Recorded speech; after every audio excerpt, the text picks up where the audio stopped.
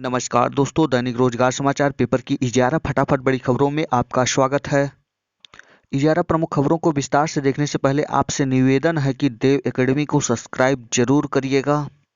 Video अच्छा लगे तो लाइक शेयर कमेंट करना ना भूलिएगा मित्रों। हर साल होगी शिक्षकों की भर्ती, बनेगा वार्षिक कैलेंडर, भर्ती का पैटर्न भी बदलेगा, पाठ्यक्रम में समसामयिकी विषय भी शामिल होंगे, लिखित परीक्षा इंटरव्यू के साथ शिक्षण कौशल का भी आकलन किया जाएगा। ये है सचिव मुदगल का रिपोर्ट। प्रदेश में हर साल शिक्षकों की भर्ती की जाएगी। इसके लिए वार्षिक कैलेंडर बनेगा। शिक्षकों और शिक्षणेतर कर्मचारियों के वर्ष 2025 तक रिक्त होने वाले पदों का आकलन जून 2021 तक कर लिया जाएगा। इसके बाद भर्ती का वार्षिक कैलेंडर जारी किया जाएगा। शिक्षकों की भर्ती के पैटर्न में भी बदलाव किया जाएगा। माध्यमिक शिक्षा विभाग ने राष्ट्रीय शिक्षा नीति 2020 के तहत शिक्षकों के राष्ट्रीय व्यावसायिक मानक तय किए हैं। नई शिक्षा नीति के क्रियान्वयन के लिए शिक्षकों की भर्ती प्रक्रिया को अत्यधिक मजबूत बनाया जाएगा। लिखित परीक्षा और साक्षात्कार के साथ उनमें शिक्षण के कौशल का भी आकलन किया जाएगा। रिक्त पदों की गणना के लिए तकनीकी आधारित व्यवस्था की जाएगी। मानव संपदा पोर्टल के माध्यम से 2025 तक होने वाली शिक्षकों और शिक्षणेतर कर्मचारियों की रिक्तियों की गणना जून 2021 तक की जाएगी। उसके बाद चयन करने वाली संस्था के समय समय पर प्रस्ताव भेजा जाएगा। टीईटी के लिए माध्यमिक शिक्षा परिषद और परीक्षा नियामक प्राधिकारी के बीच समन्वय के लिए 2021-22 से रूपरेखा तय की जाएगी। वर्तमान में सहायता प्राप्त माध्यमिक विद्यालयों में रिक्त पदों पर चल रही भर्ती की प्रक्रिया अप्रैल 2021 तक पूरी की जाएगी। अधिक अंक वाले को वरीयता का जिला न देने पर जवाब तलब। 69,000 सहायक अध्यापक भर्ती। 69,000 सहायक अध्यापक भर्ती में चयनित अभ्यर्थी को वरीयता का जिला आवंटित न करने पर इलाहाबाद हाई कोर्ट ने प्रदेश सरकार और विशेष शिक्षा परिषद से जवाब तलब किया है। कोर्ट ने कहा कि याची को आवंटित किया गया जिला और विद्यालय इस याचिका के अंतिम निर्णय पर निर्भर रहेगा। रायबरेली की संघमित्रा की याचिका पर न्यायमूर्ति SD सिंह ने सुनवाई की। डीएलएड चतुर्थ सेमेस्टर परीक्षा में शामिल होंगे 86,406 परीक्षार्थी। सचिव परीक्षा नियामक प्राधिकारी उत्तर प्रदेश की ओर से 2-4 फरवरी के बीच होने वाली BTC 2013, 14, 15 एवं डीएलएड 2017, डीएलएड 2018 चतुर्थ सेमेस्टर की परीक्षा में प्रदेश भर में कुल 86,404 परीक्षार्थी शामिल होंगे। सचिव परीक्षा नियामक प्राधिकारी ने बताया कि परीक्षा में प्रदेश के 208 केंद्रों BTC डीएलएड चतुर्थ सेमेस्टर की परीक्षा होगी। परीक्षा के लिए वाराणसी में सबसे अधिक 17, आगरा में 13, अयोध्या में 11 एवं प्रयागराज में 10 परीक्षा केंद्र बनाए गए हैं। सचिव परीक्षा नियामक प्राधिकारी की ओर से डायट प्राचार्य एवं जिला विद्यालय निरीक्षकों को महत्वपूर्ण जिम्मेदारी दी गई है। सचिव परीक्षा नियामक प्राधिकारी की ओर से सभी केंद्र प्रभारियों से कहा गया है कि परीक्षा के दौरान कोविड-19 की गाइडलाइन का पूरी तरह से पालन किया जाए। हर सवाल के जवाब पर नया सवाल। उलझे अभ्यर्थी। PCS 2019 के इंटरव्यू, महिला यौन शोषण, JNU, कृषि समेत कई मुद्दों पर परखी गई क्षमता। PCS 2019 के साक्षात्कार के दूसरे दिन बोर्ड में सम्मिलित सदस्यों ने अभ्यर्थियों के सामने हर सवाल के जवाब पर एक नया सवाल रख दिया, जिससे अभ्यर्थी काफी उलझे रहे। इंटरव्यू के पहले दिन जहां सीधे और सपाट सवाल किए गए, वहीं शुक्रवार को पूछे गए सवालों ने अभ्यर्थियों को खूब छकाया। इन सवालों के जरिए अभ्यर्थियों ने अनुभव, उनकी कार्यशैली, तार्किक क्षमता का परीक्षण किया गया। शुक्रवार को 119 अभ्यर्थियों को इंटरव्यू के लिए बुलाया गया था और उपस्थिति 100% रही। पहली पाली में 63 और दूसरी पाली में 56 अभ्यर्थी ने इंटरव्यू दिए। ACF RFO मेंस 13 फरवरी से शुरू होगा। उत्तर प्रदेश लोक सेवा आयोग ने जारी किया मुख्य परीक्षा का कार्यक्रम। MTS परीक्षा 2020 की घोषणा अब 5 फरवरी को होगा। अभ्यर्थन वापसी के लिए मांगे गए प्रार्थना पत्र। ARO पद पर भर्ती के लिए टाइप टेस्ट 23 फरवरी से होगा।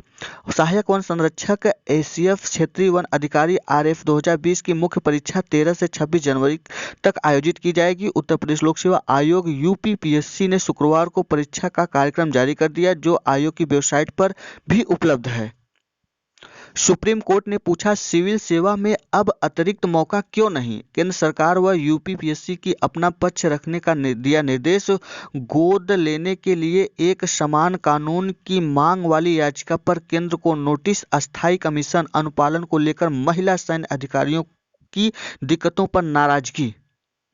9वीं की अर्धवार्षिक परीक्षा 20 मार्च से और 11वीं की 1 अप्रैल से शुरू होगी। बोर्ड परीक्षा के लिए गृह स्कूल में ही सेंटर बनाने की मांग। 9वीं के लिए 1 मार्च से प्रैक्टिकल, प्रोजेक्ट कार्य व आंतरिक मूल्यांकन किया जाएगा। सरकारी स्कूल शिक्षक संघ ने उप मुख्यमंत्री को लिखा पत्र। अंबेडकर विश्वविद्यालय की फर्जी बीएड डिग्री के मामले में फैसला सुरक्षित। सैकड़ों बर्खास्त अध्यापकों ने अपील दाखिल कर बर्खास्तगी को दी थी चुनौती। स्वास्थ्य विभाग के बाबुओं ने निकाली फर्जी रिक्तियां। 50 बेरोजगारों से ठगे 1.5 करोड़। बरेली में 300 बेड के अस्पताल में हर पद का 5 लाख में किया गया सौदा।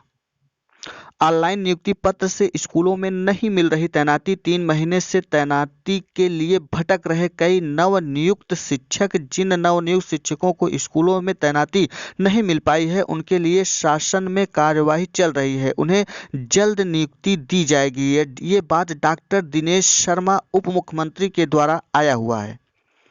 एक पेपर में निकला है कि आंगनबाड़ी में 53,000 भर्तियों का रास्ता साफ। डीएम की देखरेख में गठित चयन समिति करेगी भर्ती। आय सीमा बढ़ी। ग्रामीण क्षेत्र में अभ्यर्थियों के लिए सालाना आय सीमा 46,080 रुपये से निर्धारित किया गया है, तो पहले यह 18,000 था। वहीं शहरी क्षेत्र के अभ्यर्थियों के लिए भी आय सीमा 20,000 से बढ़ाकर 56,460 रुपये सालाना कर दिया गया है। इस प्रक्रिया में शैक्षिक व अन्य अर्हता में कोई बदलाव नहीं किया गया है।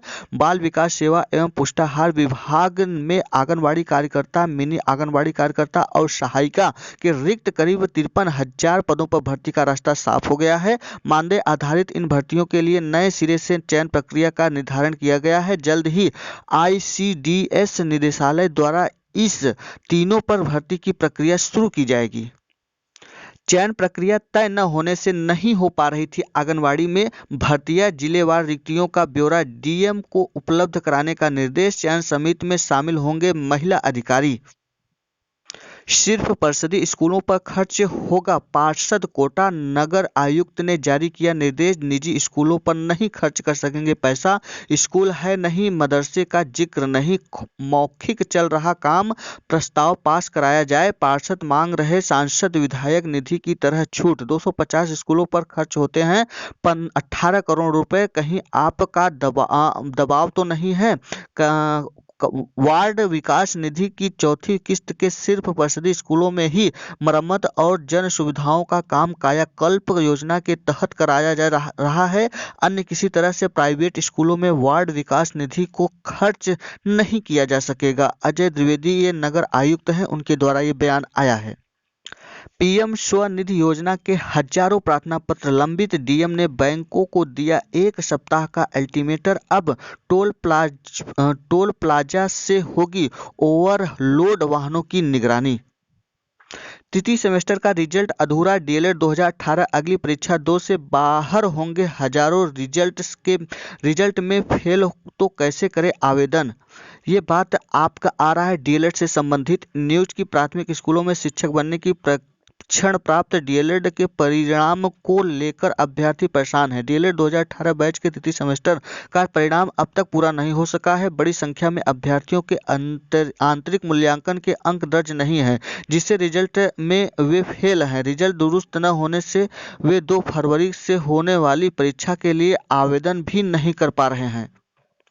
अब स्कूल की मान्यता के लिए एनओसी ऑनलाइन। सीबीएसई व सीआईएससीई बोर्ड के स्कूल संचालकों को माध्यमिक शिक्षा परिषद की वेबसाइट पर करना होगा आवेदन।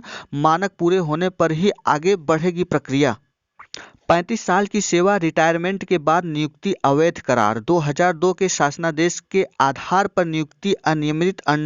ऑडिट विभाग के आपत्ति के कारण पेंशन का नहीं हो सका निर्धारण। ऑडिट विभाग ने क्या आपत्ति लगाई है? फाइल अभी देखी नहीं है। उसे संज्ञान में लेकर शासन के फैसले के मुताबिक निर्णय लिया जाएगा। ये रविशंकर का कहना है, जो कि नगर आयुक्त हैं। यूपी बोर्ड हाई स्कूल व इंटरमीडिएट की परीक्षा वर्ष में 2 बार।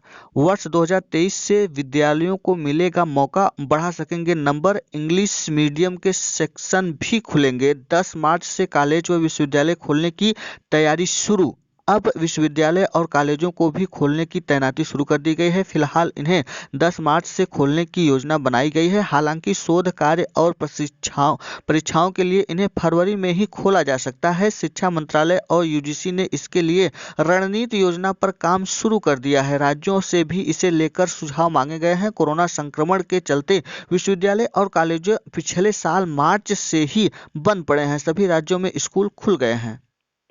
डीए फ्रीज होने से ग्रेच्युटी ईएल का बड़ा नुकसान। जनवरी 2020 के बाद से सेवानिवृत्त होने वालों को लग रही चोट। कर्मचारी नेताओं ने मंत्रालय को लिखा पत्र। जनवरी से महंगाई भत्ता से 4% की बढ़ोतरी।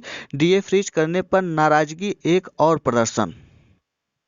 7 साल से कम सजा वाले अपराधों में गिरफ्तारी पर रोक। आदेश की अवहेलना करने वाले पुलिस अधिकारियों पर कानूनी कार्रवाई का निर्देश दिया गया है। इलाहाबाद हाई कोर्ट ने कहा है कि 7 साल कम सजा वाले अपराधों में रूटीन तरीके से गिरफ्तारी नहीं करने से नियम का सख्ती से पालन किया जाए। कोर्ट ने न्यायिक मजिस्ट्रेट को भी निर्देश दिया है कि गिरफ्तारी पर पुलिस रिपोर्ट पर संतुष्ट होने पर ही रिमांड देने का आदेश दे। ये था आज का दैनिक रोजगार समाचार पेपर की 11 फटाफट बड़ी खबरें। वीडियो अच्छा लगा हो तो देव एकेडमी को सब्सक्राइब, लाइक, शेयर, कमेंट करना ना भूलिएगा। दोस्तों वीडियो में अंत तक बने रहने के लिए बहुत बहुत धन्यवाद। फिर मिलते हैं नई सूचना के साथ, तब तक के लिए नमस्कार।